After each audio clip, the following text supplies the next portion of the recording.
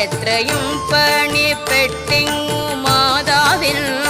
ഗർഭപാത്രത്തിൽ വീണതറിഞ്ഞാലും 10 മാസം വയറ്റിൽ കഴിഞ്ഞുപോയി 10 പന്തിരാണ്ടുണ്ണിയായിട്ടും പോയി തന്നെ താനഭിമാനിച്ചു പിന്നിടം തന്നെ താനറിയാതെ കഴിയുന്നു